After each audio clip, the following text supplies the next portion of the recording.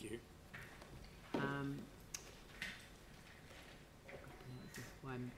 Waimāero, I'm not going to pronounce it properly. Waimāero, Fendalton-Waimairi-Harewood Community Board. Waimāero. This is terrible. I'm sorry. My apologies. You can still do it better than me, Leanne, so don't worry too much. Good morning, Council. How is it pronounced? Waimāero. Yeah. Waimāero? It doesn't. Yeah. Anyway, it's embarrassing. Can somebody find out for me? Yeah. Okay. Well, look, should we get started? Yeah. Well, good morning, everyone. Thank you again for the chance to come in and present our update for the month. Look, it's relatively light this month in that there are no Part A's. I just want to run through a few things in the report, then we'll touch on a couple of slides in the PowerPoint. First of all, we've obviously used our community board decision-making under delegation ability. We've put in a few no-stopping restrictions, and probably the big thing, and I'll touch on it sort of shortly, is around the suction tank in the Jeffries Reserve, which did go in as well. So that was quite a big local issue. We've used the Youth Development Fund applications as well, so we've paid out some money under that. And then just, I guess, to touch on a couple of the local community issues or events, we've obviously got the Bishopdale Men's Shed, which was involved in a new community garden in Burnside, which was quite positive. We've put some money towards some lights in the Burnside Tennis Club on Avonhead Road, so again, that's a well-used facility in our patch, so it was great to use that as well. And then obviously we've got the Brindwer youth workers as well, who just continue to do great work. So look, what I'll do, we've only got a couple of slides. So the first one is around the Jeffries Reserve pump station. So you've probably heard me for the last couple of months keep saying how that was coming to the board. It went out for consultation initially. There were a couple of challenges with it, and then it came back to us after going back out again. Look, I'm comfortable we got the right solution on that. We listened to deputations that were raised. We took into consideration the feedback from the community, and as a result, we've asked staff to do a bit of sort of work around mitigating the appearance of that just for affected local residents. But I mean, I guess the point with that was it's critical infrastructure that needed to go back effectively where the old pump station was, and sometimes you kind of have to make those hard decisions, and that was one of them in our patch.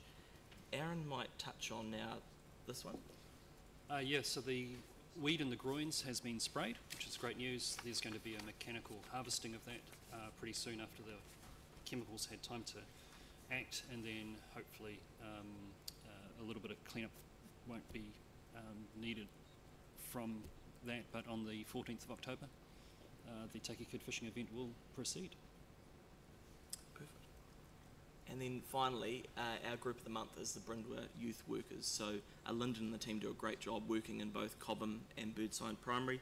They do a lot of stuff around, I guess, developing young leaders, which is really positive in our community, and particularly in those areas as well. So it gives them something to do a lot of the time after school, but it gives them sort of a bit of purpose as well. So look, a really positive thing, and as always, we like to bring something like that to you just to remember that there are really good things happening in our community. So look, like I said, short and sweet this month, and yeah, Leanne, thanks very much.